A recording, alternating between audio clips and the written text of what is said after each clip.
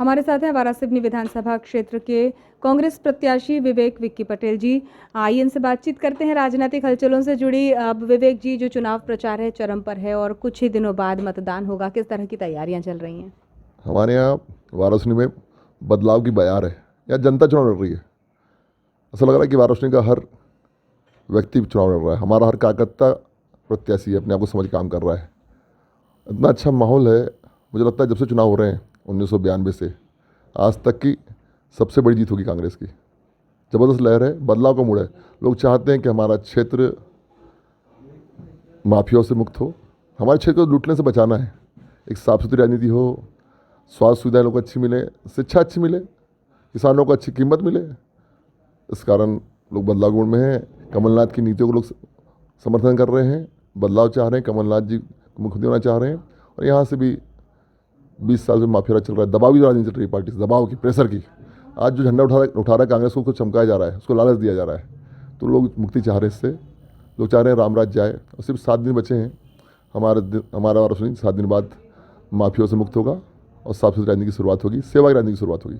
विवेक जी, आपके पुराने साथी, यदि हम कहें तो गलत नहीं होगा, प्रदीप जायसवाल जी के साथ आपके व्यक्तिगत संबंध भी रहे कुछ सालों पूर्व तक, तो एक बड़ा नाम भी है इस क्षेत्र में, तो किस तरह से एक चुनौती मिल रही है उनकी ओर से?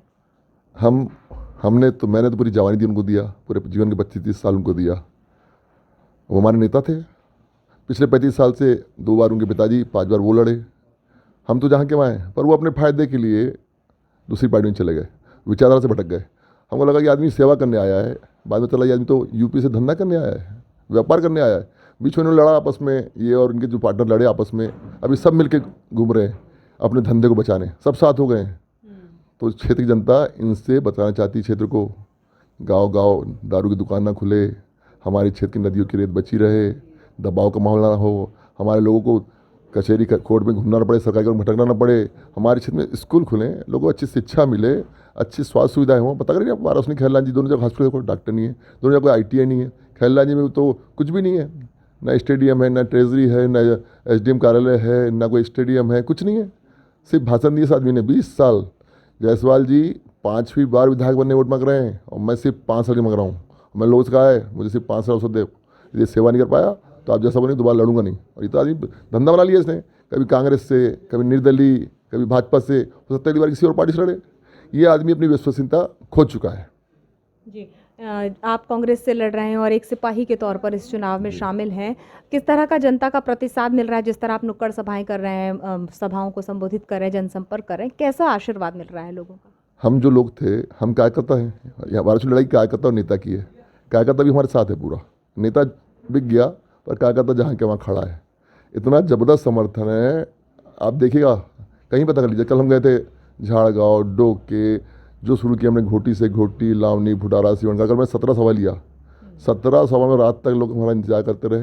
लोगों का ज़बरदस्त समर्थन है। हमारे लोग चाहते हैं क्षेत्र का व्यक्ति बने, हमारे बीच का व्यक्ति बने। अब कोई बाहर का व्यक्ति नहीं चलेगा जो हमारे क्षेत्र में धंधा करने आया हो।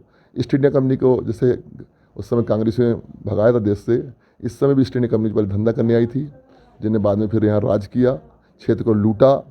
तो हम भी गांधी के लोग हैं, उस समय भी हमने वही काम किए थे, आज इस समय भी करेंगे। क्षेत्र को लूटने से बचाएंगे और रामराज लाएंगे, साफ सुथरी राजनीति की शुरुआत करेंगे, कमलनाथ जी मुख्यमंत्री बनाएंगे। और कमलनाथ जी की योजनाएं, किसानों को 2500 धान का मिले, 2600 गेहूँ का मिले, बच्चों को पढ़ने के लिए छात्रवृत्ति मिले, महिलाओं को 1500 मिले, 500 सिलेंडर मिले, लोगों को महंगाई से राहत मिले, किसानों का कर्जा माफ़ हो, कर्मचारियों को पुरानी पेंशन लागू हो। सब वर्ग ने सोचा कमलनाथ जी ने। इन्हें बताओ 20 साल में क्या किए।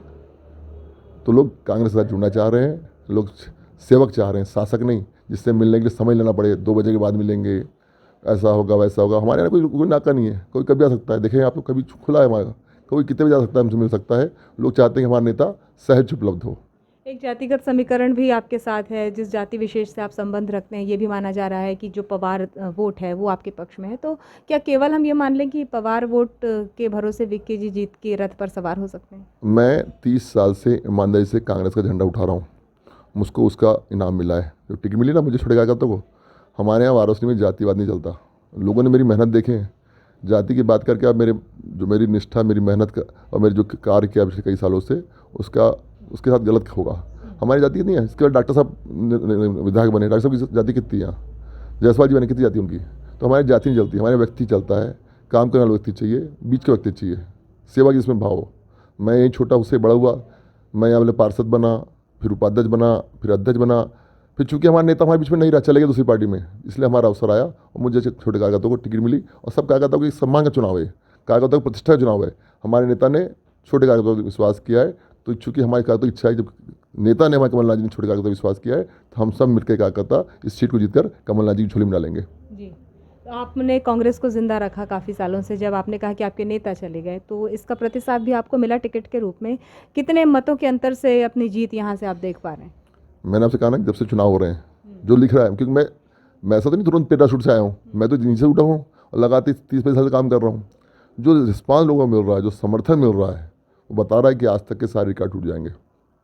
और ये जो रथ, जिस रथ पर प्रदीप जायसवाल जी सवार हैं, अब तक विजय का रथ ही माना जा रहा है उनके सफ़र को, तो इसे इस बार विक्की पटेल जी रोक पाएंगे? विक्की पटेल नहीं, क्षेत्र की जनता रुकेगी, क्षेत्र को बचाने के लिए, लूटने से, क्षेत्र के विकास के लिए, क्षेत्र की साफ सुथरी जानने के लिए, है ना। क्योंकि उनको जिताते हम ही थे, और आज देखो ना आप उनके साथ कौन घूम रहा है, कोई नहीं घूम रहा है। उनके साथ जो व्यक्ति उनके लिए वोट मांग रहा है, या तो वो दबाव में है या उनके आर्थिक लालच में है, तीसरा आदमी को उनके साथ नहीं है। सिर्फ पैसा उनका बट रहा है, साड़ियाँ बट रही है, बर्तन बट रहे हैं, उनके साथ बहुत बड़े आदमी हो, पर हमारे साथ जनता का आशीर्वाद है। ये चुनाव नेता और कार्यकर्ता का है, और जब भी चुनाव नेता और कार्यकर्ता बीच हुआ है, कार्यकर्ता जीता है। तो हम आपको बहुत शुभकामनाएं देते हैं विक्की पटेल जी, और इसी तरह की राजनीतिक हलचलों पर नज़र बनाए रखने के लिए देखते रहिए थर्ड आई न्यूज़ बालाघाट। आज के इस विशेष भेंट से, इस विशेष इंटरव्यू से अब दीजिए इजाज़त। नमस्कार।